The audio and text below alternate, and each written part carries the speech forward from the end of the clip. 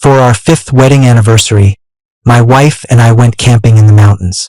She got a call from her first love and rushed down the mountain. She didn't even say goodbye, just got in the car and left. In the middle of the night, the weather turned, and a sudden snowstorm hit. My allergy-induced asthma flared up.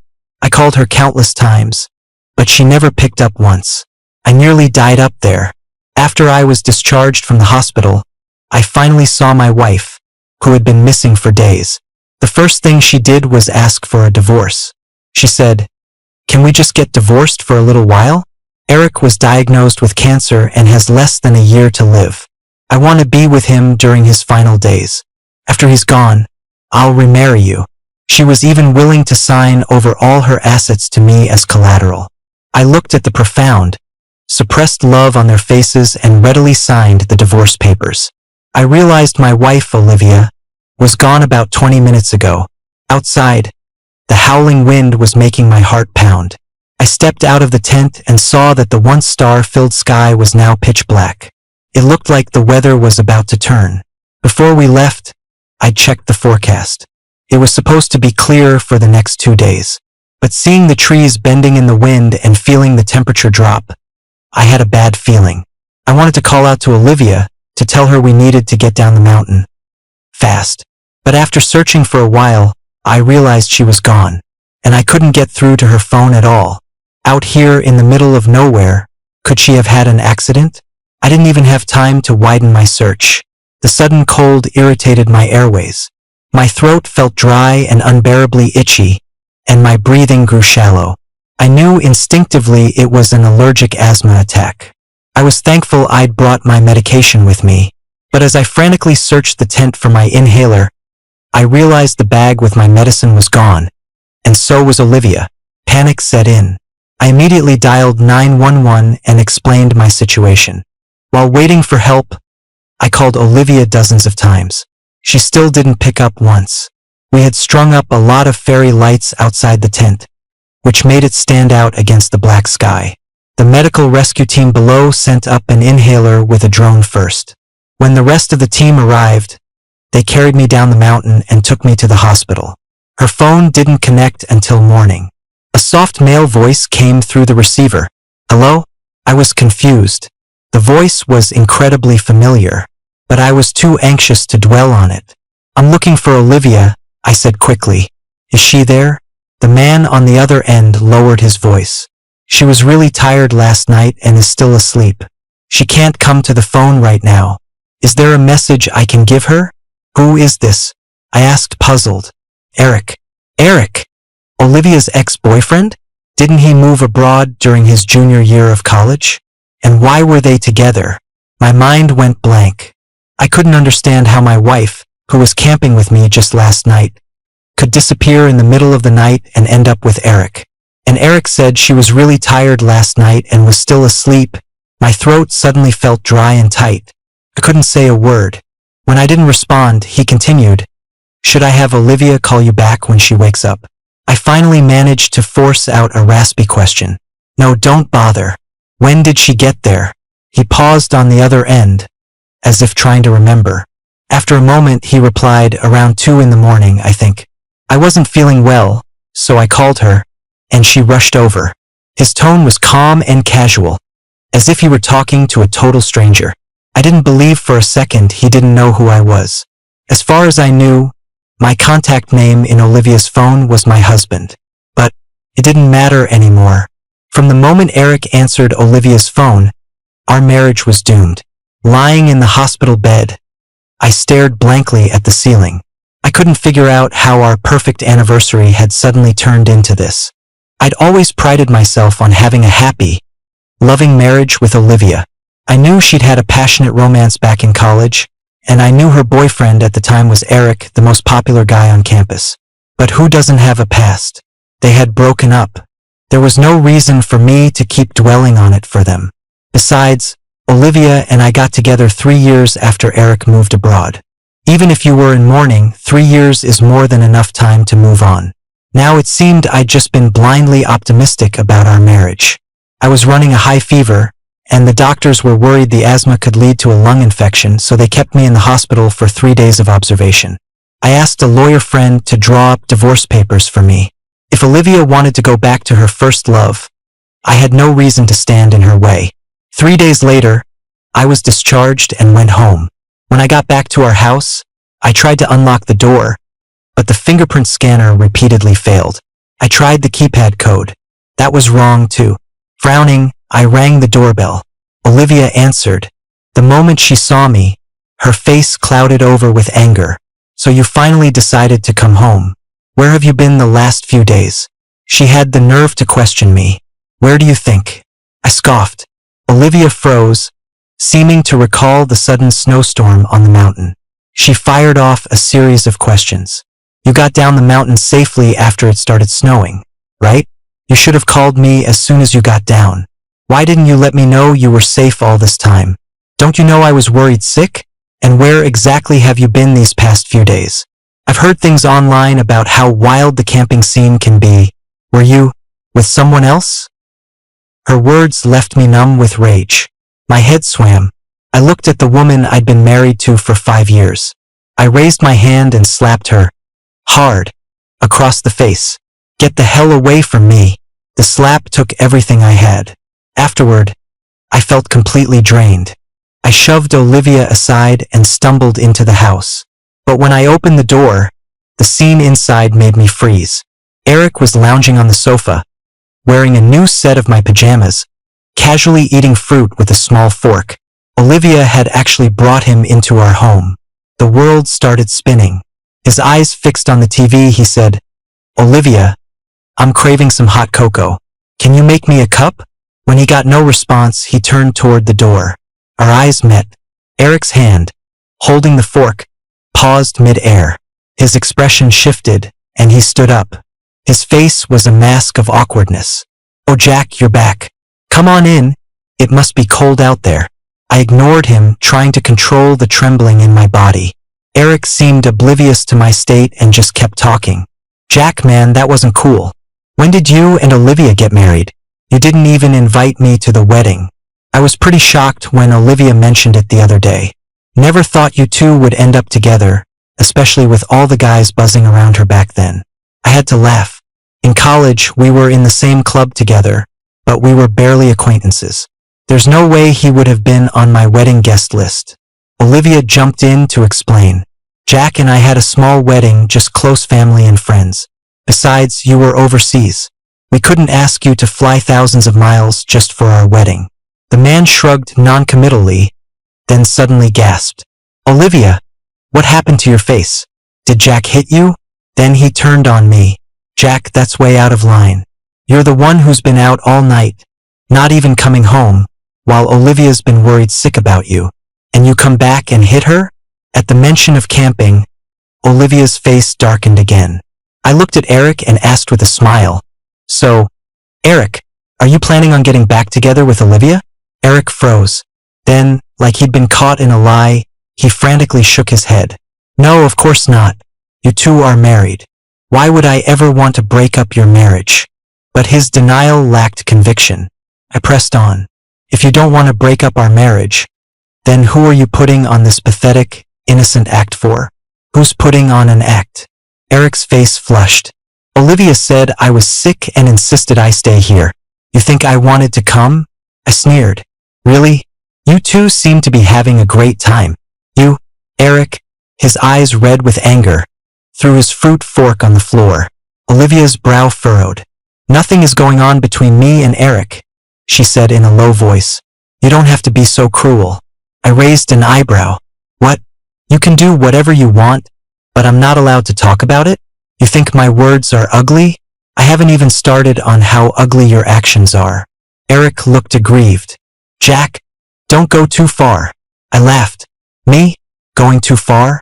You're in my house, sitting on my sofa, wearing my clothes, and you're telling me I'm going too far? Are you serious? That's enough. Olivia tugged on my sleeve from behind.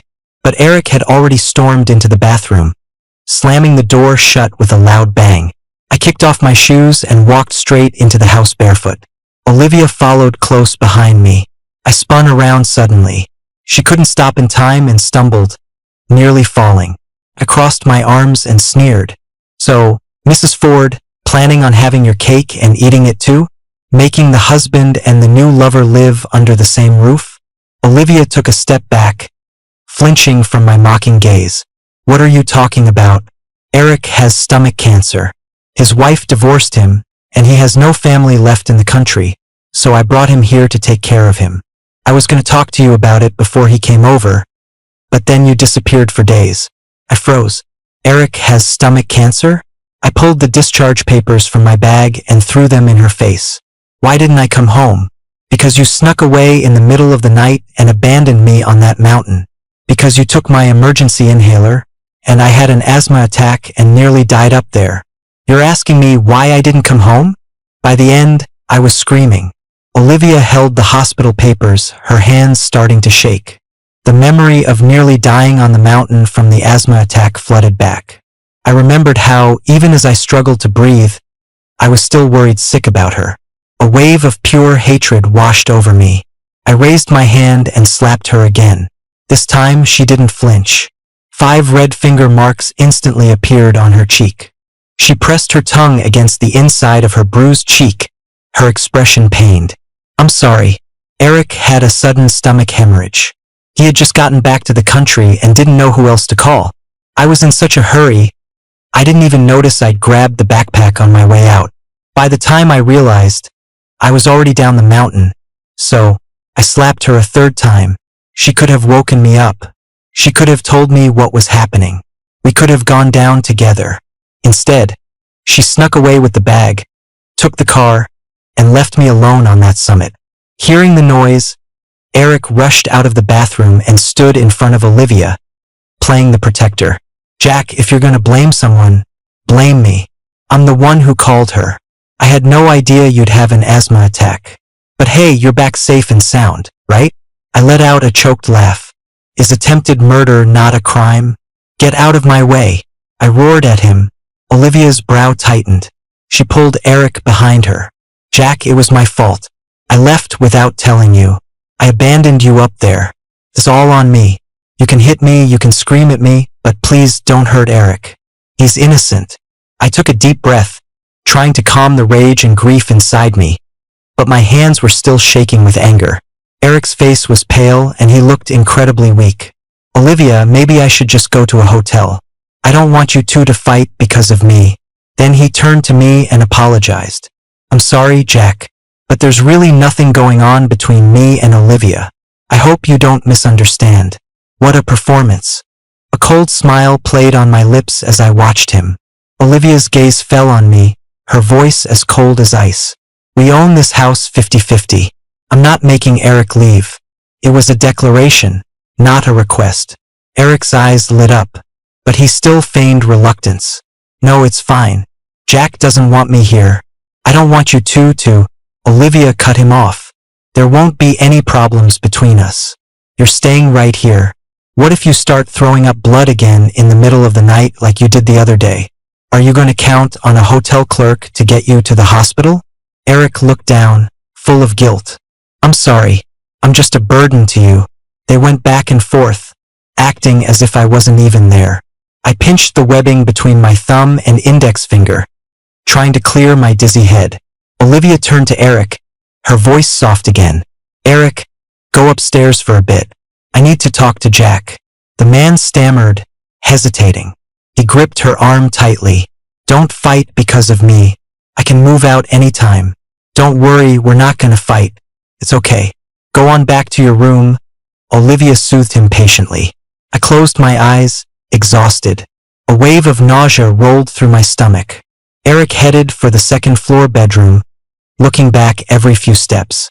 After the bedroom door clicked shut upstairs, Olivia turned to me. Jack, I need to talk to you about something. I clenched my jaw and said nothing. Olivia continued. Can we get divorced for a little while? Afraid I would refuse, she quickly explained. Eric's condition is really serious. He might have less than a year left. That's why I brought him here. I stared at her coldly, waiting for her to finish. You know, we had a relationship in college. Back then, I promised him we'd do so many things together, but we were just students with no money, so we never got to do most of them. Now that he's at the end of his life, he came back to fulfill his last wishes. I want to be with him and keep those promises. Olivia stammered through the explanation. Then silence. A long, heavy silence. I thought I must have misheard her. I never imagined I'd live to hear such a ridiculous, insane reason for a divorce. Seeing my lack of response, Olivia grew anxious. Don't worry. I'm just going to help Eric fulfill his last wishes, like family. After he's gone and I've handled his affairs, I'll come back and remarry you. Turns out that when you're angry and speechless enough, you just start to laugh. What am I, some kind of doormat? I'm supposed to just stand by while she pours her heart out for her ex-boyfriend, and then wait patiently for her to come back? No, I said, my voice firm. I don't agree. I had already drawn up the divorce papers, but seeing the desperate look on her face, I suddenly changed my mind. Olivia choked. Right on cue, a man's voice called from upstairs. Olivia, don't do anything crazy. I won't agree to what you proposed. He was leaning over the second floor railing. Jack, don't listen to her. She's just worried about me, but I don't want to get in the middle of your marriage. I'll move out tomorrow. I scoffed. He didn't want to get in the middle of it? He already was. Downstairs, neither Olivia nor I responded. But Olivia seemed to have made up her mind. When she spoke again, her tone was cold and distant. Jack, our divorce would just be temporary. 2 years at most. As compensation, I can give you 10% of my shares in the company.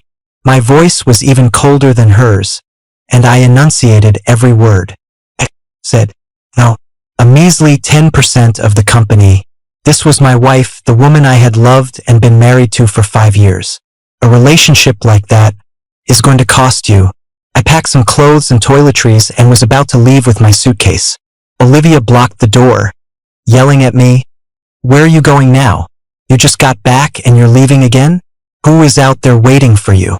I told you we're only getting divorced temporarily. Eric doesn't have much time left. Can't we just help him fulfill his last wishes? I sneered. Fulfill all his wishes? If he wanted to go to the moon, would you send him there, too?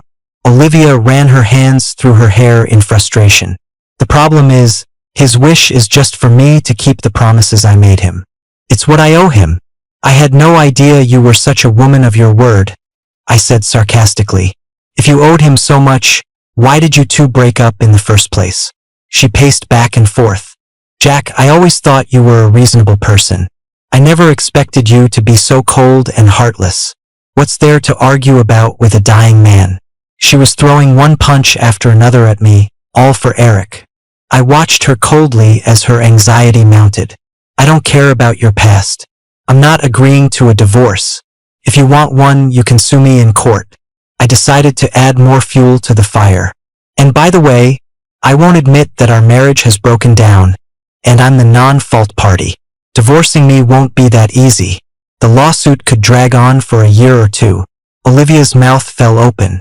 Then her tone turned pleading. It's just a temporary divorce. After we've fulfilled Eric's wishes, we'll get back together.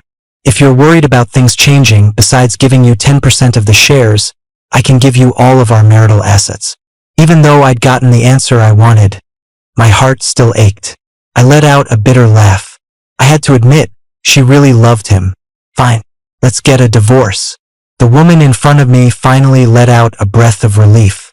I pushed my suitcase out the door. This time, Olivia didn't stop me. The cold wind bit at my neck, and I shivered. A sharp pain pulsed in my chest. Once outside, I clutched my chest and slowly sank to the ground. My stomach churned violently, and I started to dry heave. It was so laughable. 5 years of marriage ending so abruptly like this. As I laughed, tears streamed uncontrollably from my eyes. 5 years of love all gone to waste. I took my suitcase to my grandparents' old house. I rarely came back here after they passed away. Too many memories. I just hired a cleaning service to come by regularly and tidy up. The furniture and decorations were almost exactly as they were when my grandparents were alive. I drew a basin of water and started wiping the dust off everything. I didn't stop until the sun was setting, collapsing onto the sofa. I stared at the photos of my grandparents and parents, lost in thought. In this world, I was truly alone. My parents died in a factory collapse when I was 3. My grandparents raised me. That night, I curled up on the sofa and slept soundly. When I woke up, my head was still foggy. I sat on the sofa for a long time before I realized I was home. I shuffled into my slippers and quickly washed up. I was standing on the balcony, staring blankly at the morning exercisers, when the doorbell rang. I lazily opened the door. It was Olivia holding 2 documents. Was she so eager to bring the divorce papers that she was afraid I'd change my mind? I still sighed softly. Olivia held out the breakfast in her other hand, pan-fried buns and soy milk. I figured you'd be at your grandparents' place. I grabbed some breakfast for you on the way. You should eat. I took the breakfast with a blank expression and snatched the divorce papers from her other hand. Did you bring a pen? Olivia fumbled in her pockets and pulled out a black pen. Jack, thank you for understanding. Don't worry, once I've taken care of things with Eric, I'll make it up to you. Make it up to me? How? Her face finally showed a hint of guilt. I flipped to the asset division section while eating. The division was clear. All marital assets were mine, including the house, cars, and stocks. She hadn't pulled any tricks. I picked up the pen and swiftly signed my name. There were 2 copies. I kept one for myself. All right, let's go to the courthouse after I finish breakfast. I ate quickly, almost wolfing down the food. Right now, I was afraid she would be the one to back out. Olivia drove me to the county clerk's office. We didn't speak a word the entire way. When we were filing for divorce, the clerk asked, "Have you both carefully considered this, and are you divorcing voluntarily?" Olivia and I both nodded. The clerk briefly glanced at the divorce agreement, then gave Olivia a long, meaningful look. She probably didn't see many wives who gave all their assets to their ex-husbands. Here is your receipt. Please come back within the specified time to pick up your divorce decree, or you will have to reapply. Olivia took the receipt and let out a soft sigh. We walked out of the building one after the other. Olivia, I called out to her from behind. What is it? I asked the question that had been haunting me. Why did you have to get a divorce? Couldn't you have just taken care of him in secret behind my back? With any luck, I might not have found out for 2 years. Olivia slowly turned around, her gaze deep and resolute. I won't let him be morally condemned, and I won't let anyone gossip about him. He was never a third party. I'm divorcing you simply to take care of him as a friend. I have no intention of anything more happening between us. You can rest assured. So that was it. I thought what she said made sense. In that case, I could take her assets with a clear conscience. Between love and money, I had to get one of them. A month later, Olivia and I officially received our divorce decree. The house, cars, mutual funds, and stocks were all transferred to my name. I originally held 35% of the company's shares. With the 10% she gave me, my stake was now nearly equal to hers. I had helped her start this company 6 years ago. Looking back on the early days, it was a long, arduous battle against countless obstacles. We were short on seed money, and every decision felt like walking a tightrope. Buying office equipment, leasing space, RD, market expansion, every penny had to be counted. I'll never forget the feeling of being broke. We had planted the tree, but who would enjoy its shade was anyone's guess. I looked at the share transfer agreement in my hand. I began to hire brokers to help me sell off my shares in smaller, scattered blocks. Olivia's entire focus was on Eric now. I didn't trust her to manage the company well. Besides, I really didn't want any more ties to her. Turning the shares into cash was a good deal for me. The day after I got the new title for the house, I listed it with a real estate agent. Because the house was in a prime location and zoned for excellent elementary and middle schools, a buyer showed up quickly. I hadn't wanted to sell it, but the thought of Olivia and Eric living there made my stomach turn. The buyer was a businessman from out of town who planned to relocate his family. He was thrilled with the dual school district zoning. Plus, the house had 3 floors and a basement, offering plenty of space.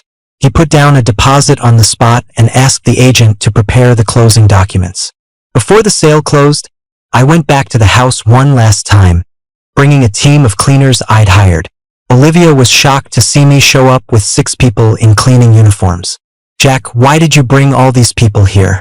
I just had the house cleaned last week. It doesn't need it. I didn't even glance at her.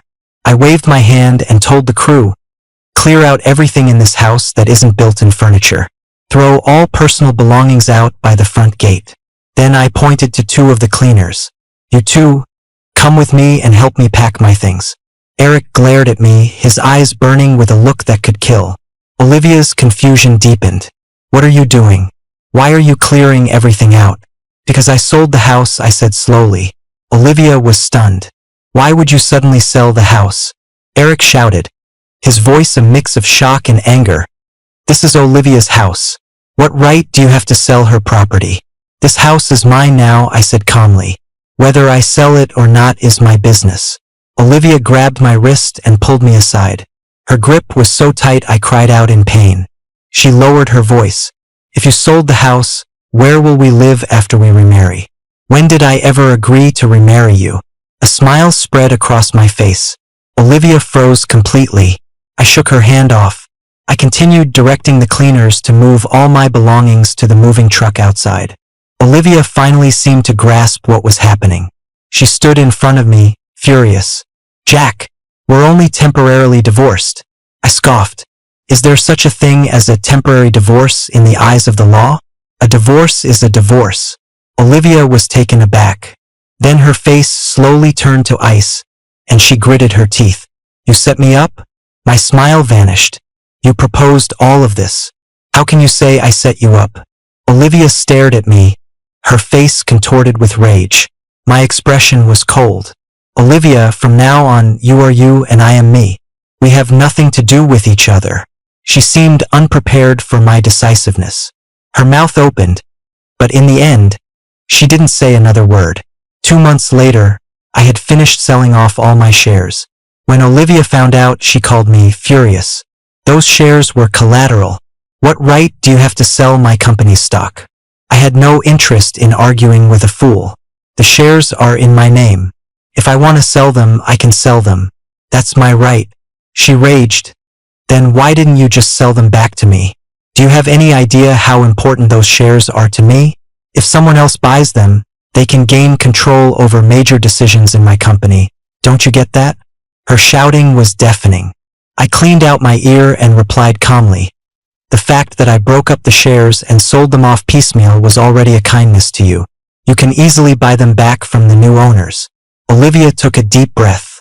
Are you that determined to destroy me? I already explained that the divorce was just to help Eric fulfill his last wishes. Do you have to be so unreasonable?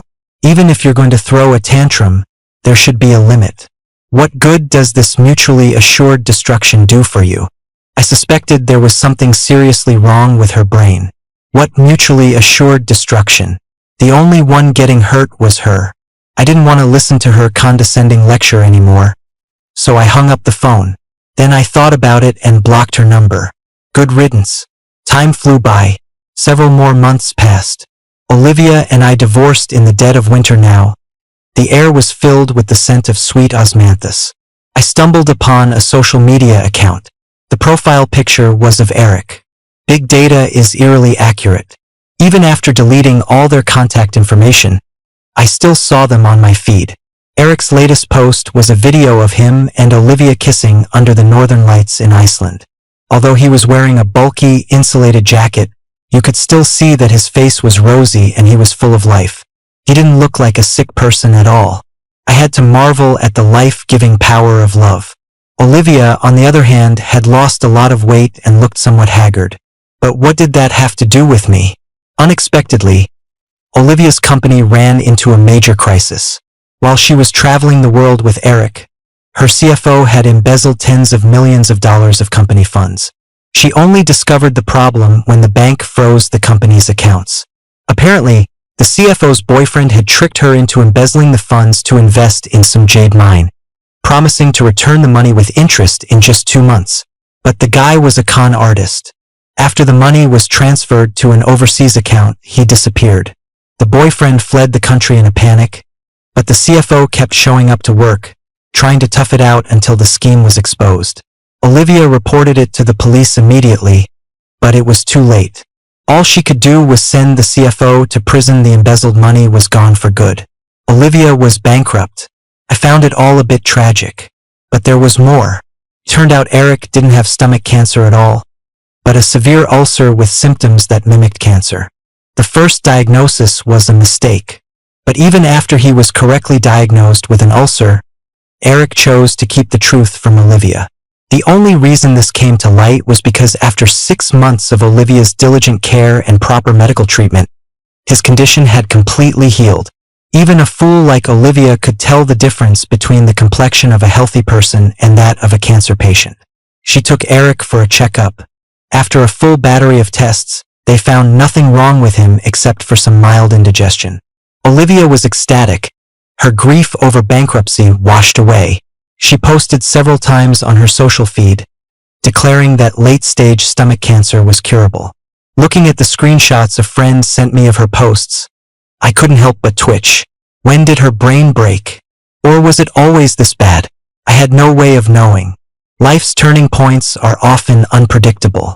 Not long after Olivia's company filed for bankruptcy, she came to me asking to remarry. Jack, Eric's illness is cured. I've helped him fulfill all his wishes. We can get married again now. I had a massive headache. Isn't it more like Eric went back overseas to find his ex-wife, so now you're crawling back to me? He had deleted or hidden all his posts related to Olivia. His latest one was a picture of a plane ticket with the caption, "Crossing mountains and seas to see you." He obviously wasn't going to see Olivia. She suddenly dropped to her knees in front of me. "Forgive me." "What? If I apologize? Will you forgive me? From now on, I'll do whatever you say, just come back." She must have been drunk again. I come back, and then what? Then we get married again. Okay? I laughed so hard my stomach hurt. Olivia, do you think marriage is a game? You can just leave when you want and come back when you want? Who do you think you are? Olivia's face was twisted in pain. She grabbed my hand. Eric has gone abroad again. He won't be an obstacle between us anymore. I've deleted all his contact information. Tears welled up in her eyes. I could see she was truly remorseful. I forcefully pulled my hands away, my expression icy. Just as I was about to unleash a tirade on her, Olivia's phone rang. I glanced at the caller ID. The contact name was Eric. Who was it that just said they had deleted all his contact information?